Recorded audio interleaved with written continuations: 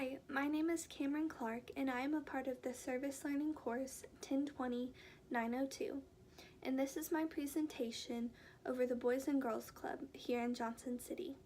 Now, all of my information has come from my interview with the president and CEO of this nonprofit organization.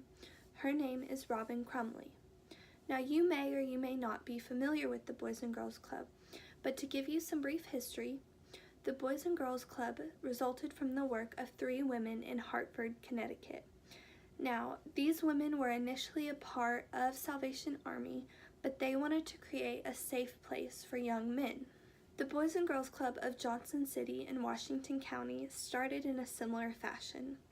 It started as the Salvation Army in 1944, and then a Red Shield Boys Club, then a Boys Club, and later what we know it as today, the Boys and Girls Club in 1996.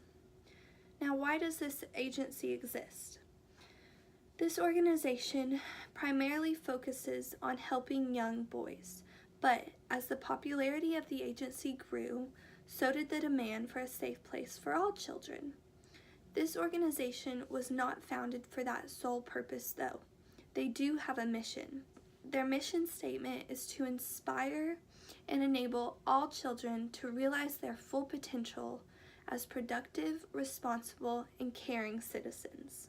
It's essentially an after-school and summer program that serves children from ages 5 to 18.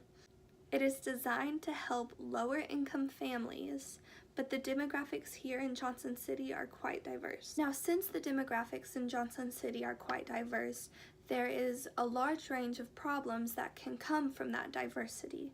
So for instance, at the Boys and Girls Club here in town, there are 2 boys who are deaf and they're twins that come. And so there's a language barrier that's definitely a problem. And overall, for everyone, there can be a lack of education for children and the parents. There's also a lack of opportunities for parents in their field, or as simple as it may be, there just may be a lack of supervision, and that's why the children need to come to the Boys and Girls Club. But whatever the problem is, the Boys and Girls Club is a place for all. It doesn't matter what you're going through, how much money you have in your bank account, the Boys and Girls Club is there to help. Now, since it is a nonprofit organization, funding is definitely difficult. The Boys and Girls Club here in town is funded through United Way, and it is also funded by grants and donations from individuals. Now, when talking to Robin, she made the statement that the funding is not sufficient, nor will it ever be. There's always something to be done, and that funding can never be sufficient enough. They're always changing, there's always evolving, they're always trying to get new materials and utensils and games and toys for these children. And upon speaking to Robin, she made the point that if there was extra funding, the agency would use that money in a variety of ways.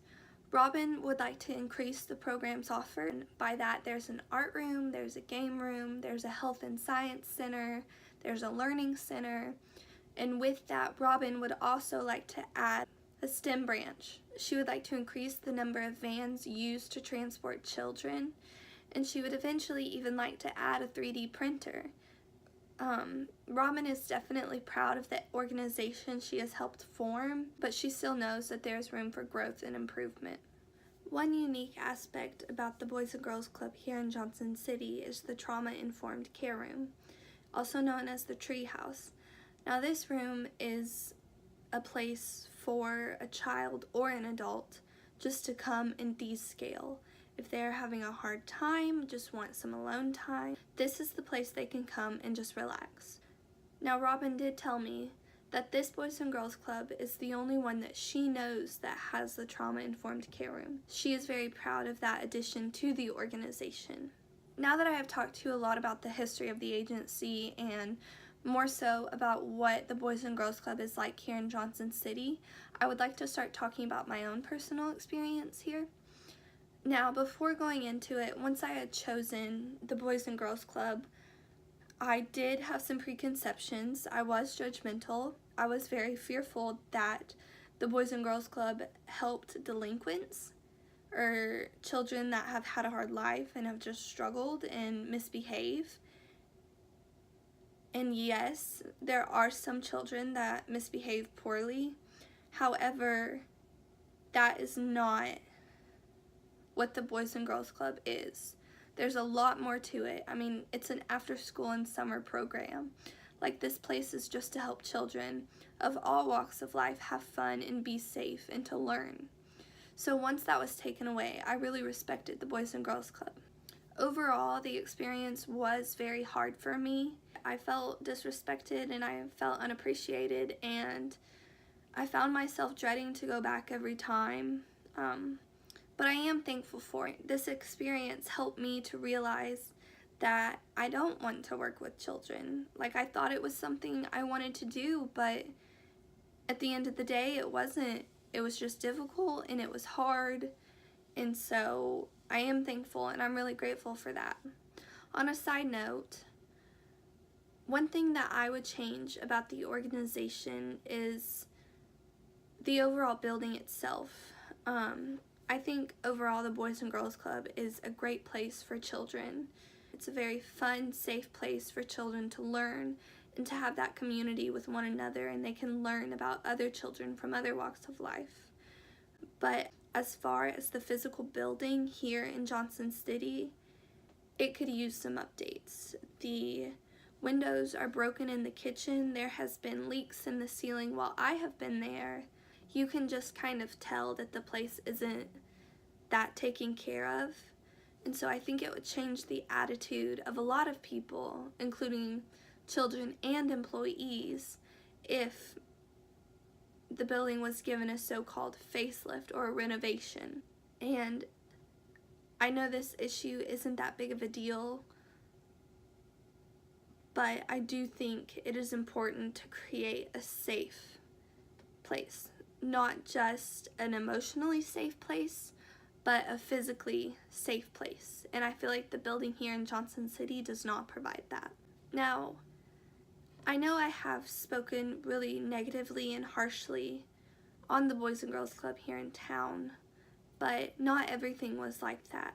I did meet a man named Glenn he was an employee there, and he was very nice, and he always made it a point to come and talk to me and see what I was doing. I often worked on snack duty. I would prepare the snacks for the children, and so Glenn would always come in here and ask what we're having for snack or how I'm doing, how's my day been. I mean, I felt like he really cared and he was thankful that I was there, and he made a point to reach out to me and make me feel included, which was very nice, and I greatly appreciated that. Some of the funnier stories, I would say, is we're not really allowed to give seconds. So for one instance, I had a girl come up to me that had already had snack, and she asked for more, and I was like, I'm sorry, you've already had some. And she said, well, I'm giving it to my friend. And I said, well, who's your friend? And she said herself, which I kind of chuckled at that, and I was like, I'm sorry, I can't give you snack, or I can't give you any more. And another one is you get called mean if you won't give seconds, or children don't like you because you can't give them more food. My last story would probably be it was Valentine's Day while I was there, and so I was in the art room with an employee, and we were helping supervise, and a lot of the boys were just playing around. They had made paper airplanes, so they were flying them. And one time I saw this paper airplane like come right by and circle around, and it hit me right in my eye, which was, I almost started crying, not because it hurt, but because I was so overwhelmed and frustrated, because there does seem to be a lack of discipline at the Boys and Girls Club. And I say that because, I mean, I'm a volunteer trying to help them, trying to help the children, and when that happened, the child didn't really receive any repercussions. They still got to continue to play with the paper airplane. The employee was like, hey guys, say sorry, don't do that. But they continued to do that, and the employee didn't follow out on further discipline. But overall, I am thankful for my experience. Even though it has been difficult at times, I wouldn't really change anything about it because it did help me learn a lot about myself, and any learning experience is a good experience. So, thank you.